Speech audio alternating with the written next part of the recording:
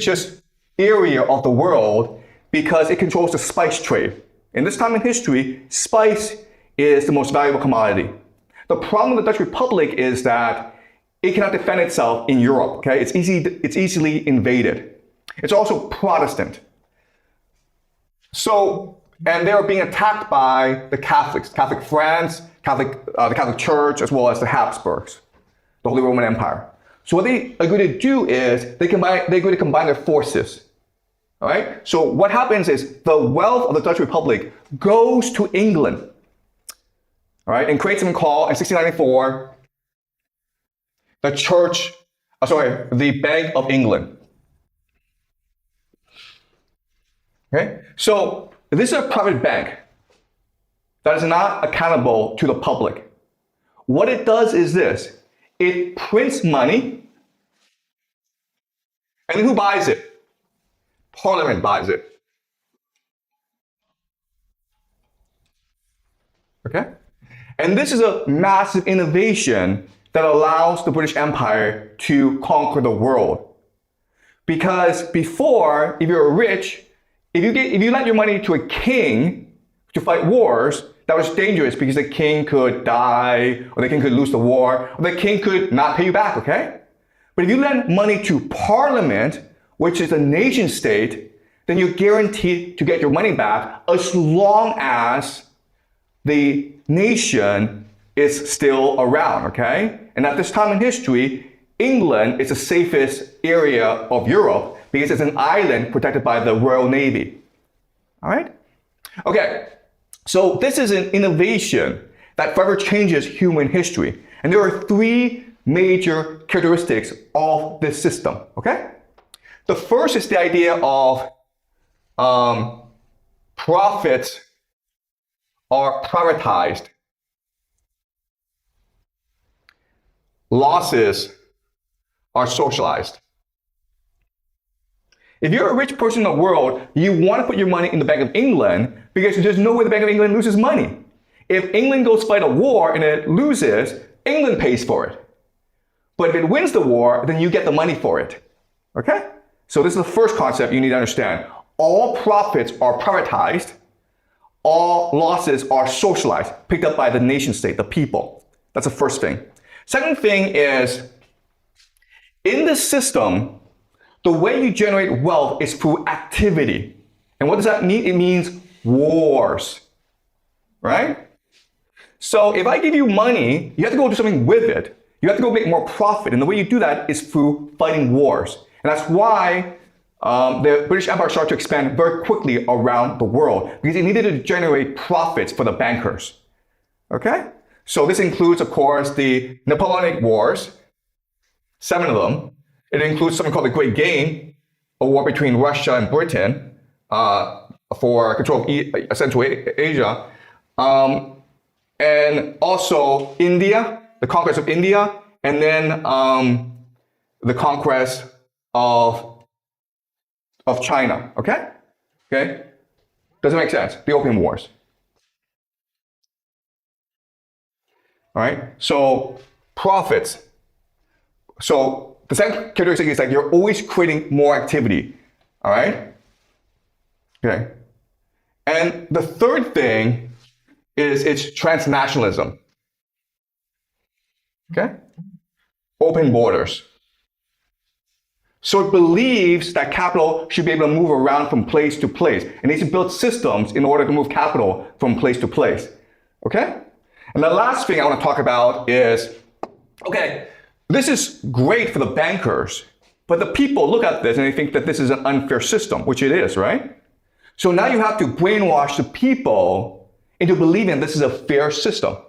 And that's why you create a new idea called materialism, or money is God. And so what was happening was that transnational capital, Bank of England, was sponsoring major intellectuals to come up with the major ideologies to support the idea that money is God, okay? And these include, John Locke, who argued that private property is a God-given right, okay? It is an inherent right, as much as freedom, as much as happiness, okay? And he's the founder of a theory called empiricism. And empiricism states that we can only know what we ourselves experience. It is not feasible, it is not practical to try to come up with a theory of the world beyond our experience. So don't think about God, because God is beyond our experience, okay? Then you have someone named David Hume. Okay, David Hume. And David Hume argued for skepticism. And skepticism just says that everything that you know is actually not valid. Because what you know is just based on your belief, okay? So Rome is the capital of Italy. Have you been to Rome? Probably not, okay? So where do you learn this? You learn this in school by memorizing this fact. So basically, we should be skeptical of everything we know, because most of the stuff we know is either custom or habit, okay? So that's the idea of skepticism. So now the problem is, okay, skepticism and empiricism just means that we don't really know anything, and God doesn't really exist. So how can we design society? And so this creates a new idea called utilitarianism.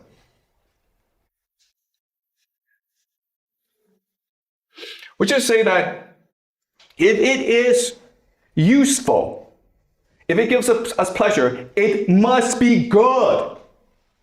Okay? If you take drugs and you are happy with it, it must be good. If you like spending money, it must be good. Okay? And this is from Bentham. And then John Stuart Mills will make some adjustments to it, okay? But this becomes the very concept of liberty. All right? Liberty just means that you are free to pursue as much money making as possible, because that is the ultimate good. That is what gives you the most pleasure in life, spending money. Okay? That's what liberty is. If a country prevents you from making money and spending money, it's an evil dictatorship.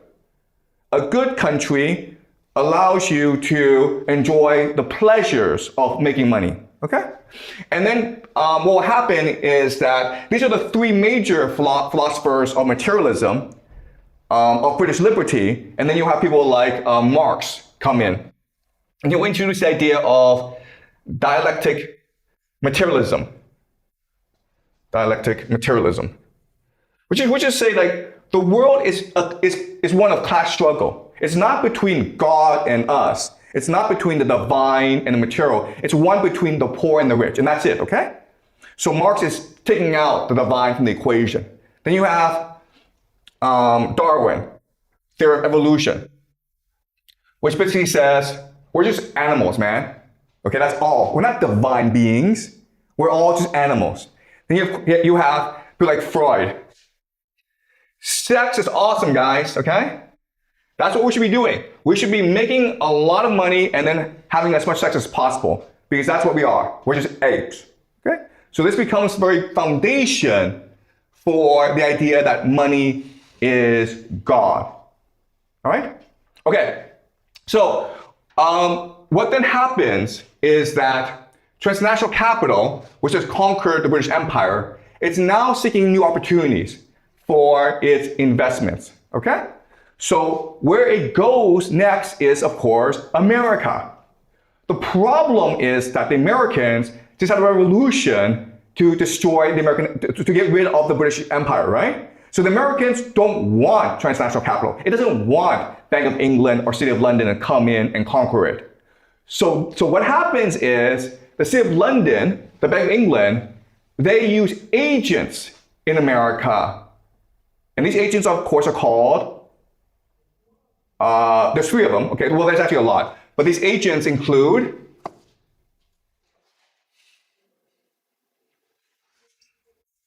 John Rockefeller, Carnegie, okay, Andrew Carnegie, JP Morgan, Vanderbilt. And they will by themselves monopolize different industries with the resources and the capital of the City of London and the Bank of England, okay? So of course, John Rockefeller monopolizes oil, okay? And then what will happen is that these very powerful agents of the City of London will get together and they will create a system modeled off the Bank of England. And this, of course, is called the Federal Reserve System. All right?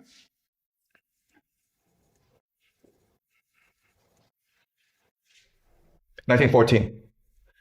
And strangely enough, after the Federal Reserve System is created, three things happen, right? The first is that America enters World War I. Then you have the 1929 stock market collapse, followed by the Great Depression. And then 1941, America joins World War II. Okay, do you understand?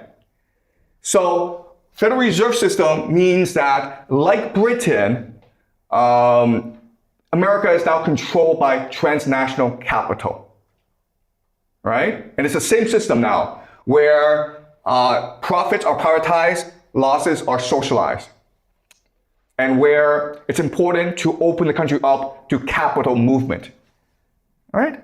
Okay, so as we know, America wins World War II, and what it does now is that it tries to move the system all around the world, specifically Japan and Europe, okay? Where it's able to control the territory. And eventually it fights a Cold War with the Soviet Union, but then it wins. And then it basically, after the collapse of the Soviet Union, for the next 20, 30 years, it has complete control over the world. Something we call a unipolar moment, all right? And during the unipolar moment, what happens is that manufacturing from America shifts over to China, and America completely focuses on finance. This leads to the 2008 Great Financial Crisis. All right. Okay, so let me provide some background about the financial crisis, okay? You don't have to know everything. I'm going to give you a lot of details, but I just want you to understand the basic structure of it, okay? So what allowed the Great Financial Crisis to happen is something called subprime. Okay?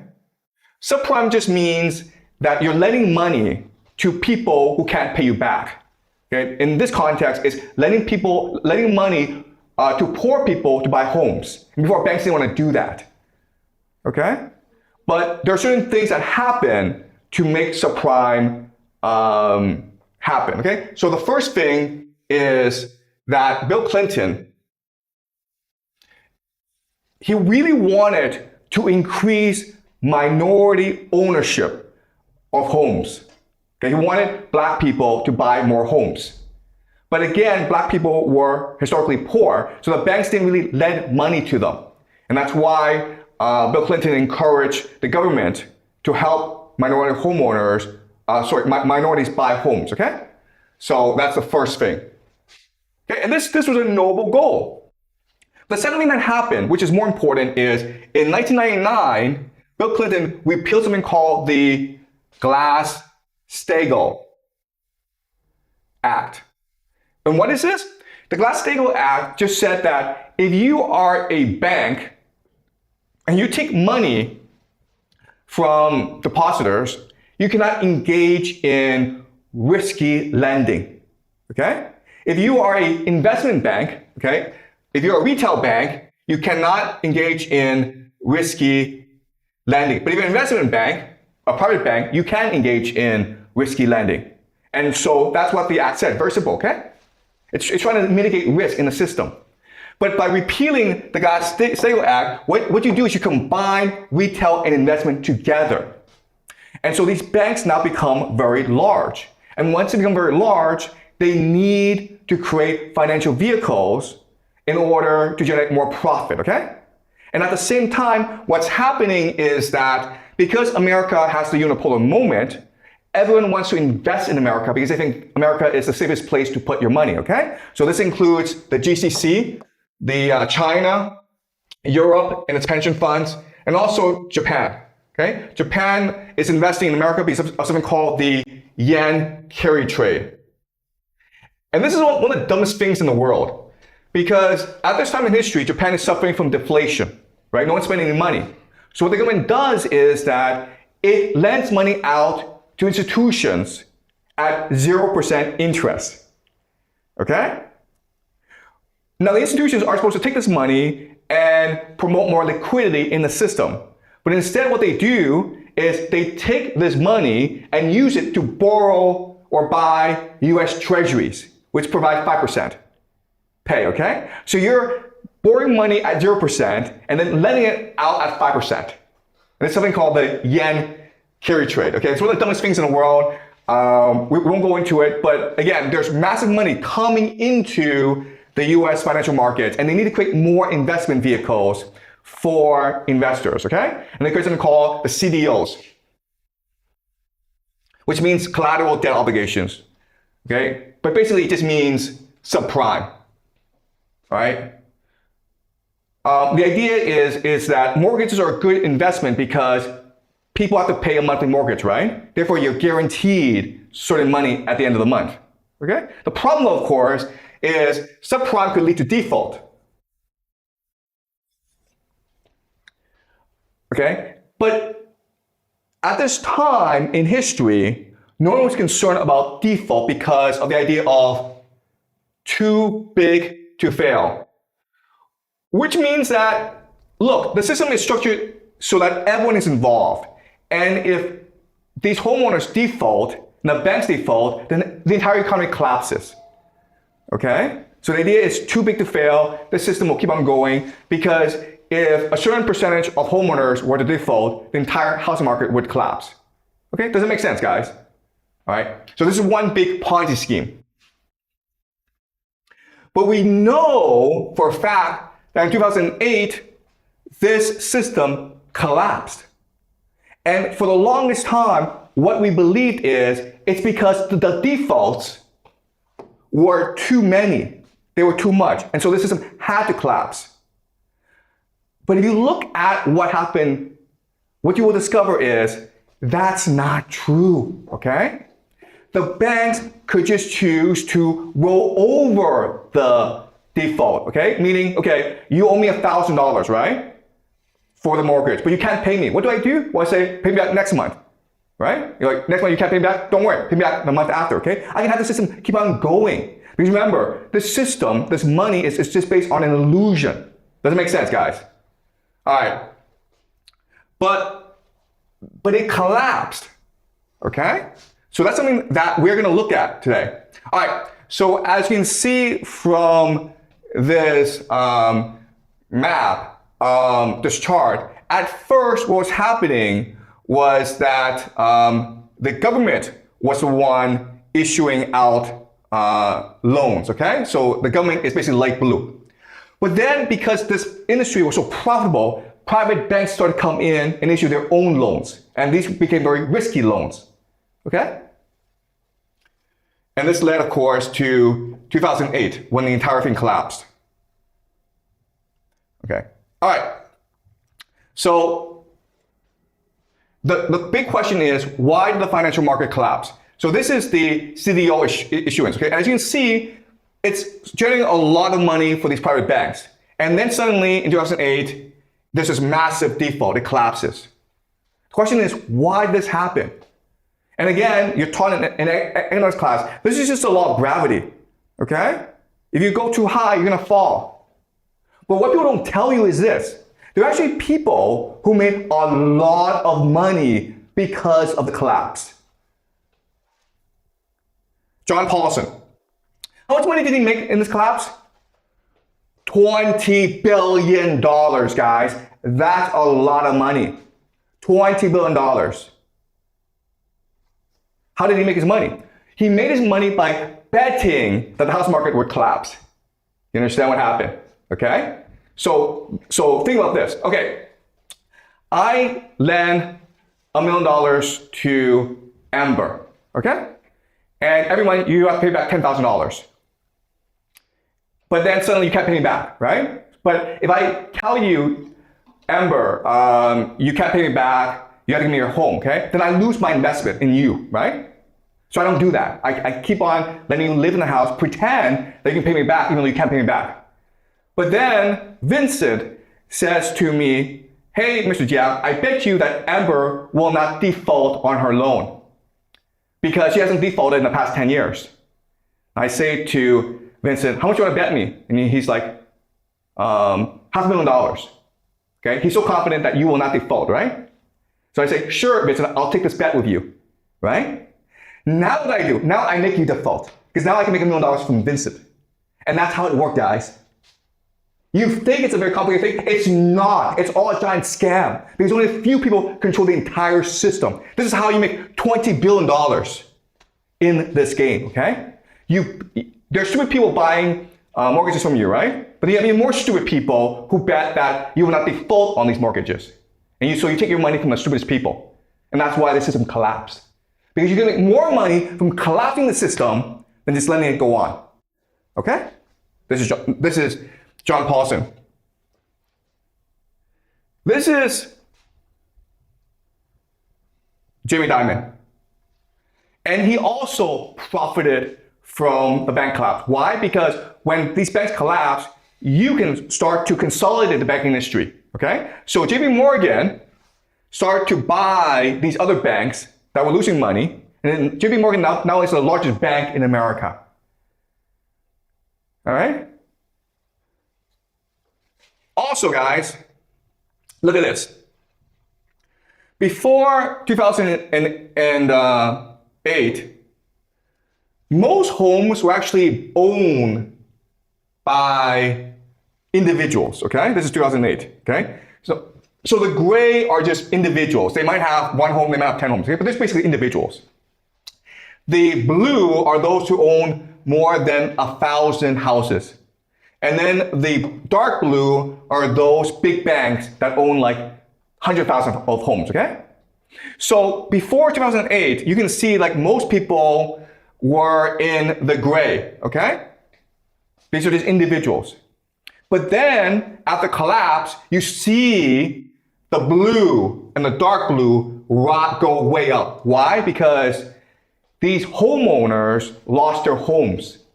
And so these banks and these companies can come in and buy them on the cheap. Does it make sense?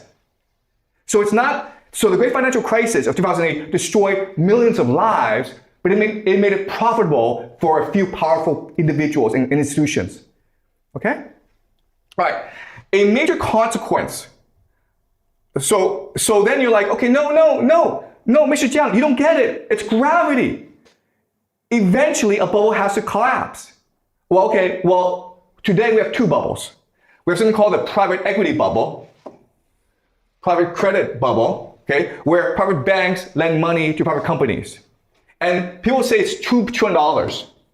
And it hasn't collapsed yet. Why? Because the private banks allow the private companies who are losing money to keep on going. You understand? The private banks don't come and say, hey, you guys are losing money. You should declare bankruptcy and I'll take whatever you have. Why? Because they would lose a lot of money that way. Okay, do you understand this idea? These bubbles can keep on going forever. They don't have to collapse. Another big bubble today is something called the AI bubble, right? These companies, NVIDIA, OpenAI, their AI products don't actually make any money. Like ChatGPT does not make any money. In fact, it loses money every time you use it, okay? Because it's more expensive to run ChatGPT than it generates in revenue. And it's a huge bubble, but why doesn't it collapse? Because these are just a few companies lending money to each other, okay? That's all it is. It's a giant Ponzi scheme. It's an inside game. So bubbles don't have to collapse. They collapse when it's profitable for a few individuals to make it collapse. All right? Okay. Another idea I want you to understand is that after 2008 great financial crisis, this created problems in the global economy. And so what happened was transnational capital decided to save the global economy by allowing China to rise. Okay? So this is not known, but one major consequence of the great financial crisis is that transnational capital encouraged China to print money. Okay? All right, so I'm going to show you how. But first, let's talk about the main mechanism to allow this to happen. It's called the Bank of International Settlements, okay? And this is, the Bank of International Settlements is in Basel, Switzerland, and it's considered the central bank of central banks. So every nation has a central bank, okay, that determines interest rate. But the BIS is the central bank of central banks, which coordinates all central banks. All right? And it is the most powerful bank in the world. All right. And you think that, okay, this must be public. No, it's not public. It's just run in the best, it's managed for the best interest of powerful people in the world, okay?